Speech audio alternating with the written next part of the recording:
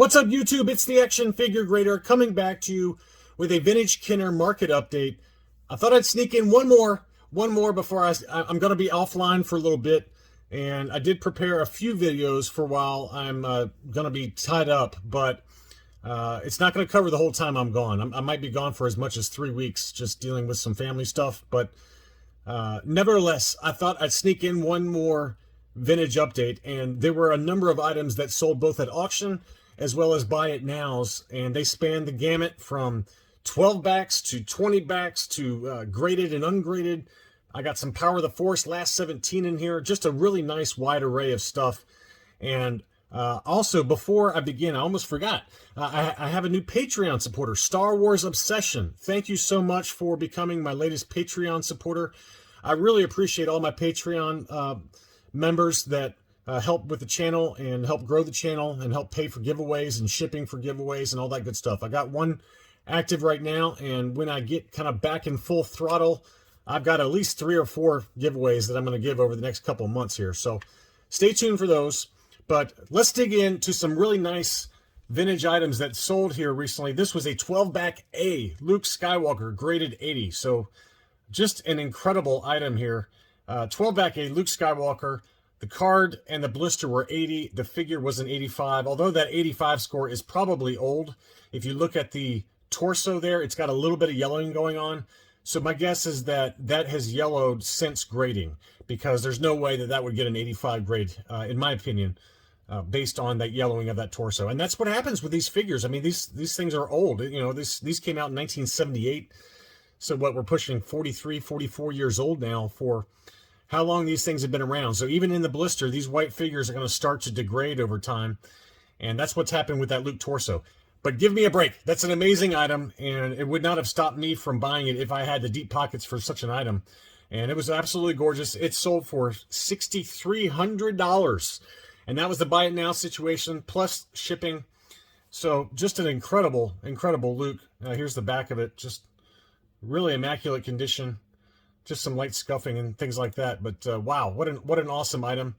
A few other 12-back A's sold, actually. It's crazy. They all kind of sold in quick progression here, and the prices reflect how much the market has advanced for these 12-backs. But this was a 12-back A Han Solo. It was graded 75, and just another really nice item. It looks like the card was a 75, the blister an 80, and the figure was an 85. Archival case. It was punched, but that one sold for $3,500 plus $25 shipping, or excuse me, plus $20 shipping. So another big number, and wow, just incredible prices.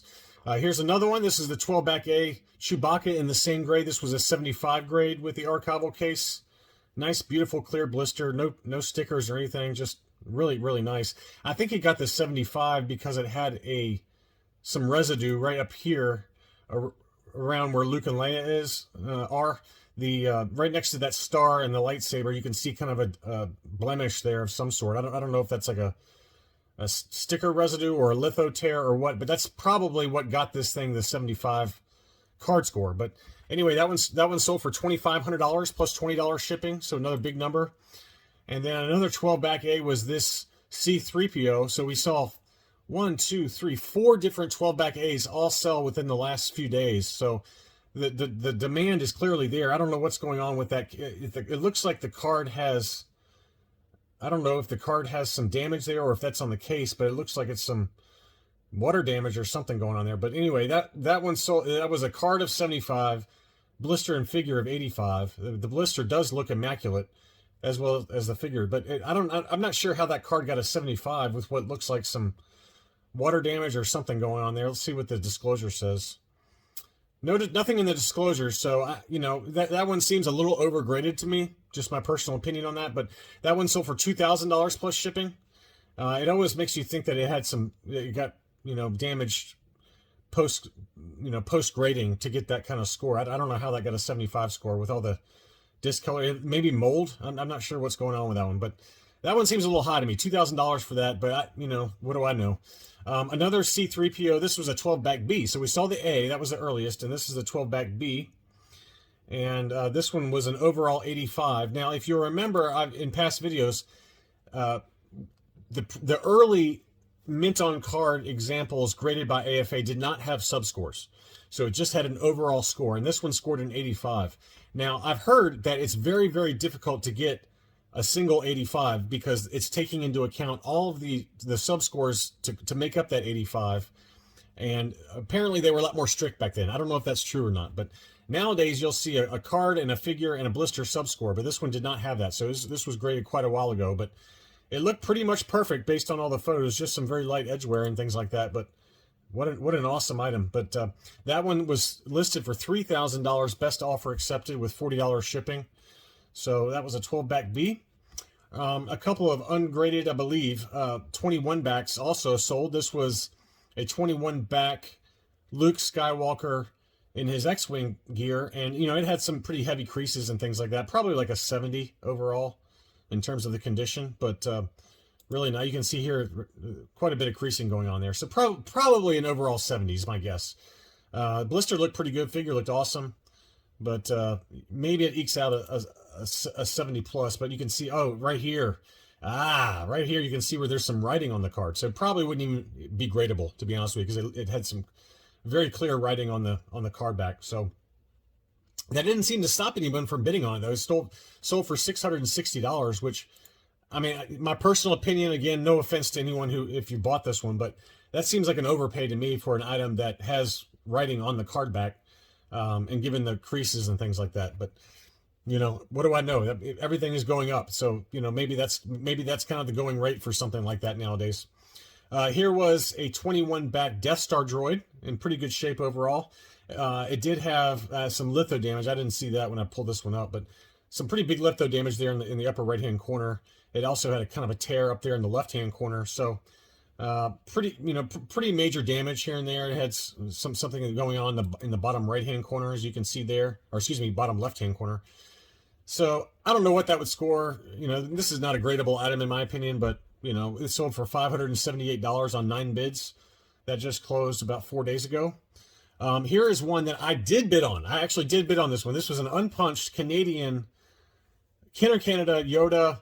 Really nice. It was already had the blister support for the Yoda, and a beautiful Canadian card, unpunched. It was graded 80 plus overall by CAS, 80, 90, 85 for the figure score. So wow, just an awesome one. I bid on this half-heartedly. I didn't bid very seriously on it, but me and Chris W were kind of wondering what this would sell for.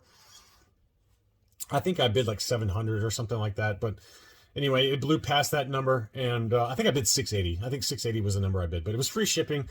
I didn't expect to win it. I knew that it was probably going to go for something much more significant than that. But I think 788, honestly, that's a pretty good number. I've seen, and we've talked about, a number of Kenner Canada Yoda 32 backs that have sold ungraded, and they've approached in the $500 to $600 range. So to get one already graded with blister support, very high subscores, for $788, I thought that was a great deal, whoever got that. And, you know, I just didn't have a lot of money to play with right now, so I didn't want to overpay for it and kind of put myself in a bad situation financially. So that was one that got away, but it was, I think, a great deal, whoever got that one for $788. Here's another one that sold. This one sold best offer, or it was just a buy it now situation. It was $300. It was an FX7 41-back B. It looked like the blister was starting to yellow, and it was, if you look at the grade here. The grade was only a 60. The card was an 80, blister 60, figure 85, but it was a 60 yellowed overall. But it presents a lot better than a 60, in my opinion. It's just some blister issues there, apparently. But that one sold for $300 plus $11 or $12 shipping. I think that's a pretty good deal for a lower grade ESB FX7. I think I might have one more graded item, but I think the rest of these are ungraded. Here was a 65 back Ugnaught, and the blister was pretty clear. It might have just started to yellow very slightly, but pretty clear to me overall. And overall, it looked to be in pretty good shape. I hadn't taken a look at the back yet. Let's see what's going on in the back. You can see some wear on that hang tab, or the punch. It's still unpunched, but it has some issues there. It looks like it was hung up on a wall or something like that with a thumbtack. But the rest of the car was pretty good. I mean, one little crease there in the bottom right-hand corner, but $182.50. I thought that was a pretty good price for, if it's yellowed, it's very slightly yellowed, and that's a pretty good number, I feel like, for a pretty good shape for that Ugnaught. Here was another one. The pictures were kind of far away, so it's hard to tell, but it looks like maybe the blister on it had some issues, but overall, pretty nice condition. Let's see if we can take a look at the blisters. This is a Palatoy Tri-Logo Darth Vader. Looks like it's got a ding in the upper left-hand corner of that blister, but the card back looked really nice overall. Yeah, so it had some crunching there in the upper right as well as the upper left, but I don't know. You might eke out an 80 on this one. It's hard to say. It's hard to say. All of the grading companies grade the Tri-Logos pretty rough. I would say actually that Collector Archive Services of the big three grading companies, I think Collector Archive grades these the harshest versus AFA and UKG. I think in terms of easy to hard, it probably goes UKG probably grades these the least hard because they deal with them a lot more, I feel like, than AFA or CAS does, just because of the nature of the item. I mean, they were overseas. They were in the UK and in Europe. So my guess is that they're more used to kind of the condition and what makes an 85 versus an 80 versus a 75 and so forth. And they're probably willing to live with a little bit more dings than I think maybe AFA or CAS when they're comparing those to maybe Kindermox.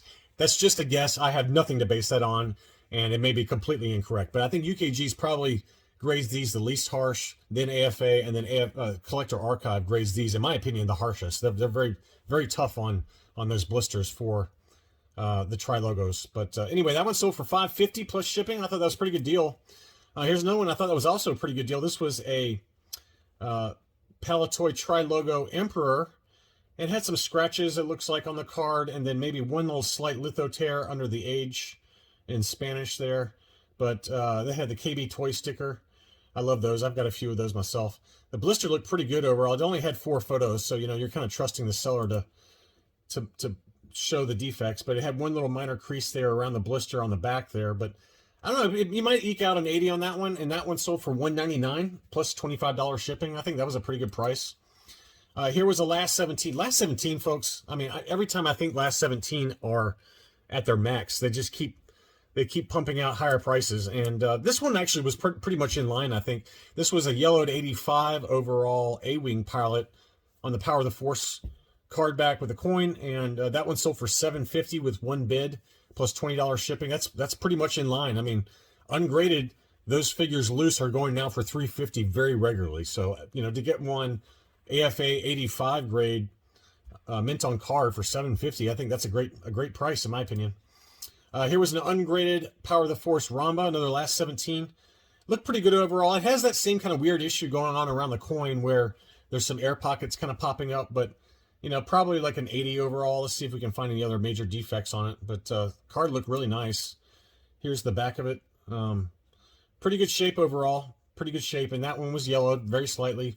But that one sold for $300 plus shipping on 2 bids. That was a pretty good number, I feel like. Here was an ungraded Jawa, but it looked to be in pretty immaculate condition, very slightly yellowed. And that one was down in Australia. That one sold for $563 plus shipping. That's a pretty fair number in my opinion. I've seen those go for quite a bit higher than that. Just a couple of other kind of random items I found. This was a Canadian La Guerre des Etoiles size Snoodles Rebo band. This was mint and sealed box with heavy wear, probably like a 70 overall at best, but pretty cool to see a Canadian box for the size Snoodles.